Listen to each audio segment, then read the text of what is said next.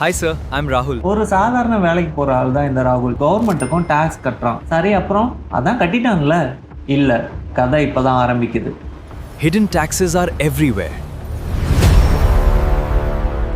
ராகுல் அவனோட நார்மலான லைஃப்பை லீட் பண்ணுறதுக்கு பைக் வேணும். அந்த பைக்குக்கு அவன் பெட்ரோல் போட்டு தான் ஆகணும். அவனோட பைக்குக்கு 500 ரூபா பெட்ரோல் போட்டான். ஆனால் உண்மையில் அவன் போடுற அந்த 500 ரூபாயில் பாதி டாக்ஸாக கட்டுறான். சென்ட்ரல் கவர்மெண்ட் எக்ஸைஸ் டியூட்டி அப்படின்னா இந்தியாவில் தயாரிக்கப்படும் அல்லது உற்பத்தி செய்யப்படும் பொருட்களுக்கு சென்ட்ரல் கவர்மெண்ட் ஃபிக்ஸ் பண்ணியிருக்க ஒரு டாக்ஸ். தமிழ்நாடு கவர்மெண்ட் வேட் அப்படின்னு கலெக்ட் பண்ணுறாங்க. ஒரு லிட்டர் பெட்ரோல் ரீஃபைன் பண்ணி மார்க்கெட்டுக்கு வரப்போ ஃபர்ஸ்ட் சென்ட்ரல் கவர்மெண்ட் எக்ஸைஸ் டியூட்டின்னு கலெக்ட் பண்ணுவாங்க. நெக்ஸ்ட் அந்த பெட்ரோல் நம்ம தமிழ்நாட்டுக்குள்ள வந்ததும் நம்ம தமிழ்நாடு கவர்மெண்ட் வேட் அப்படிங்கிற நேம்ல டாக்ஸ் போடுறாங்க. இதுக்கு நடுவுல டீலர் டிஸ்ட்ரிபியூட்டர் இருப்பாங்கல்ல, அவங்களுக்கும் ஒரு கமிஷன். அதனால தாங்க பெட்ரோல் விலை அதிகமா இருக்கு. சிம்பிளா நான் ஒரு எக்ஸாம்பிள் சொல்றேன். 1 லிட்டர் பெட்ரோல் 50 ரூபாய். Central government excise duty, Tamil Nadu government VAT, dealer commission, இந்த எல்லாம் சேர்ந்து தான் நம்ம பெட்ரோல் பங்க்ல 100 ரூபாய் கொடுத்து வாங்குறோம்.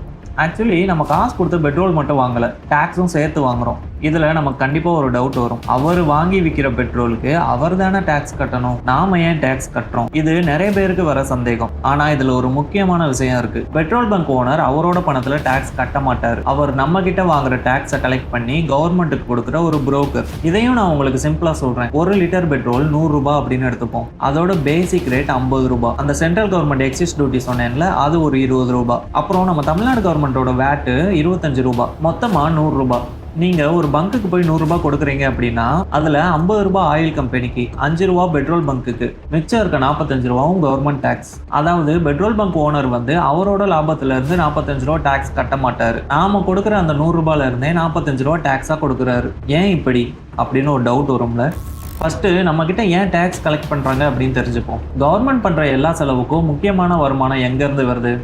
டாக்ஸ் தான். Government school, hospital, road, bridge, police, fire department, இன்னும் நிறைய டிபார்ட்மெண்ட்டுக்கு ஆயிரக்கணக்கான கோடி செலவுகள் இருக்குது. அதெல்லாம் பண்ணுறதுக்கு ஒரு பெரிய ஹெல்ப்பாக இருக்கிறது இந்த டாக்ஸ் தான். அதெல்லாம் எங்களுக்கு புரியுதுப்பா, நாங்கள் வாங்குற பெட்ரோலோட விலையை விட ஏன் டாக்ஸ் அதிகமாக இருக்குது அப்படின்னு நமக்குள்ள ஒரு டவுட் இருக்கும்ல. எக்ஸாம்பிளுக்கு நீ ஒரு கார் வாங்குற, அதுக்கு டாக்ஸும் கட்டுற. ஆனால் ஒரே நாளில் லட்சக்கணக்கான பேர் அந்த காரை வாங்குவாங்களா அப்படின்னா இல்லை.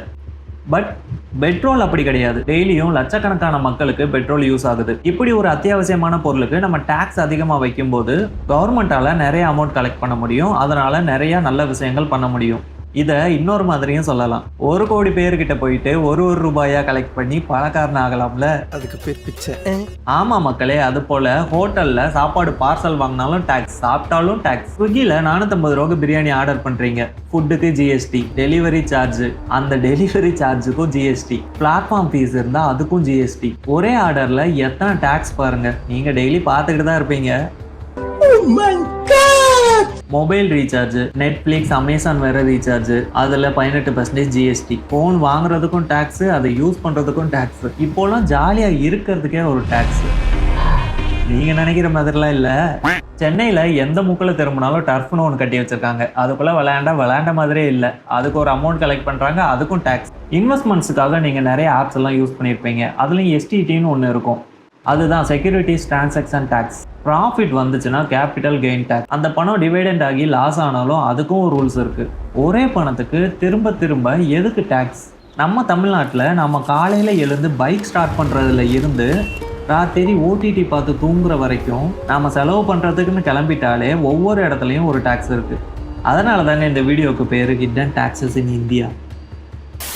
இப்போது காய்கறிகளுக்கெல்லாம் டாக்ஸ் இல்லை அப்படின்னு நம்மளால் உறுதியெல்லாம் சொல்ல முடியாது. இப்போ கவர் போட்டு பதப்படுத்தப்படாத காய்கறிகளுக்கு மட்டும்தான் டாக்ஸ் இல்லை. சூப்பர் மார்க்கெட்காரன் என்ன பண்ணுவான்? அதை பேக் பண்ணி பதப்படுத்தி வச்சிருவான். அதுக்கு ஒரு லேபிளும் ஒட்டிடுவான். ஏன்னா அதுக்கு டாக்ஸ் போடலாம். 1970 இந்தியாவில் ப்ராக்ரஸிவ் டாக்ஸ் சிஸ்டம் அப்படின்னு ஒன்று இருந்தது. அப்படின்னா நீங்கள் இப்போ ஒரு 10,000 ரூபாய் சேலரி வாங்குறீங்க, 20,000 ரூபா, 30,000 ரூபா, 1 லட்சம், இந்த மாதிரி பார்ட்டாக பிரித்து அவங்கள டாக்ஸ் கட்ட சொல்கிறது. இன்னைக்கும் அதே போல தான் இருக்கு. ஆனா இன்னைக்கு கம்பேர் பண்ணும்போது அன்னைக்கு டாக்ஸோட ஸ்லாப் 93% இருந்துச்சு. 10,000 ரூபாய் சேலரி வாங்கினீங்கன்னா 0%, 20,000 ரூபாய் சேலரி வாங்கினீங்கன்னா 20%, 30,000 ரூபாய் 40,000 ரூபாய் சேலரி வாங்கினீங்கன்னா 40% டாக்ஸ். இதே 60,000க்கு மேல நீங்க சேலரி வாங்கினீங்க அப்படின்னா 93% டாக்ஸ் கட்டணும். இன்னும் டீட்டெயிலாக சொல்லணும் அப்படின்னா ஒருத்தர் 1 லட்ச ரூபா சேலரி வாங்குறாரு. ஃபர்ஸ்ட் ஸ்லாப் 40,000 ரூபாய் வரைக்கும் 30% டேக்ஸ் கட்டிடுவார், அதாவது 12,000 ரூபாய். இப்போ மிச்சம் இருக்க 60,000 1 லட்ச ரூபாய்க்கு 93% டேக்ஸ், 37,200 ரூபாய். அது போல 2 லட்ச ரூபாய் அவர் சம்பாதிச்சாரு அப்படின்னா ஃபர்ஸ்ட் ஸ்லாபுக்கு 16,000 ரூபாய். 60,000 2 லட்ச ரூபாய்க்கு கணக்கு போட்டீங்க அப்படின்னா 1,30,200 ரூபாய் அவர் டாக்ஸா கட்டணும். அதாவது இதை கவர்மெண்ட் சைட்ல இருந்து டீசெண்டாகவும் சொல்லுவாங்க. 2 லட்ச ரூபாய் சேலரி வாங்குறீங்க அப்படின்னா 60,000க்கு மேல நீங்க எவ்வளவு சேலரி வாங்குறீங்களோ அதுக்கு மட்டும் தான் 93% டாக்ஸ் அப்படின்னு சொல்லுவாங்க. வருமானம் 2 லட்சங்க, மொத்த வரி 1,46,200 ரூபாய். மொத்தமா சேர்த்தா நான் 2 லட்ச ரூபாய் சம்பளம் வாங்கினதுல 1,46,000 ரூபாய் உனக்கு நான் கட்டதான்ற போறேன். மக்களே, இதுல என்ன அப்படின்னா நாம வாங்குற ஒரு பொருளுக்கும் டாக்ஸ் கட்டுறோம். பதிலுக்கு கவர்மெண்ட் நமக்கு என்ன பண்றாங்க? கையை வச்சு குத்துனாலே உடையிற ரோடு,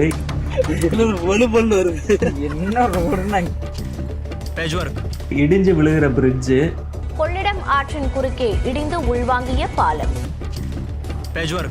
ப்ராப்பராக கட்டாத கவர்மெண்ட் ஸ்கூலு. ஆக்சுவலாக இங்கே நேர்மையாக டேக்ஸ் கட்டுறவங்க கம்மியாக தான் இருக்காங்க. ஆனால் அவங்களுக்கு பேசிக்கான விஷயங்கள் கூட கிடைக்கல. ஆனால் இங்கே நிறைய டேக்ஸ் மட்டும் கட்டுறோம். இதனால தான் பாதி பேர் டேக்ஸ் கட்டாமல் இருக்க என்னடா பண்ணலாம்னு யோசிக்கிறாங்க. இப்படிலாம் பண்ணுற கவர்மெண்ட் கிட்ட நமக்கு கண்டிப்பாக சில கேள்விகள் இருக்கத்தானே செய்யும். நான் கஷ்டப்பட்டு உழைக்கிறதுக்கு டேக்ஸ் கட்டுறேன், மிச்சம் இருக்க சேலரியை செலவு பண்ணுறப்போ டேக்ஸ் கட்டுறேன், வாங்குற எல்லா பொருளுக்குமே டேக்ஸ் கட்டுறேன். ஆல்ரெடி டேக்ஸ் கட்டி வாங்கின பொருளை நான் திரும்ப விற்கும் போது எதுக்குங்க டேக்ஸ் கட்டுறேன்? இந்த ஏழ்மையா இருக்கிற எல்லாருமே கேட்கறது ஒண்ணுதாங்க. எலெக்ஷன் வந்தா மட்டும் போடுற ரோடு குழி இல்லாம வேணும், அடிப்படை வசதிகள் சரியா இருக்கணும். உழைச்சு சம்பாதிக்கிற ஒருத்தனோட வருமானத்துல இருந்து ஒரு பெரிய பங்கை நீங்க டேக்ஸா எடுத்துக்கிட்டீங்க. அந்த பணம் யாரோட தனிப்பட்ட சொத்தாவும் மாறக்கூடாது. அது மக்களோட பணம் தானுங்க. அந்த பணம் எப்பயுமே மக்களோட வாழ்க்கை தரத்தை உயர்த்துறதுக்காக மட்டும்தான் நீங்க பயன்படுத்தணும். நீங்க சின்ன சின்ன சேவைகள் செஞ்சா போதுமே. மக்கள் கொடுக்குற ஒவ்வொரு ரூபாயும் நாட்டை முன்னேற்றத்துக்காக பயன்படுத்துங்க. ஒவ்வொரு பெரிய பதவியில இருக்கவங்களுக்கும் மக்களோட வாழ்க்கையை மாத்துறதுக்கான பவர் கிடைச்சிருக்கு. அந்த அதிகாரத்தை எப்பயுமே தப்பா யூஸ் பண்ணிடாதீங்க. இந்த வீடியோ உங்களுக்கு கண்டிப்பா பிடிச்சிருக்கும்னு நான் நினைக்கிறேன். பிடிச்சிருந்தா லைக், ஷேர், கமெண்ட் பண்ணுங்க. சப்ஸ்கிரைப் பண்ணாதவங்க சப்ஸ்கிரைப் பண்ணிக்கோங்க. அடுத்த ஒரு நல்ல வீடியோல பாக்குறேன் உங்களை. பாய் பாய்.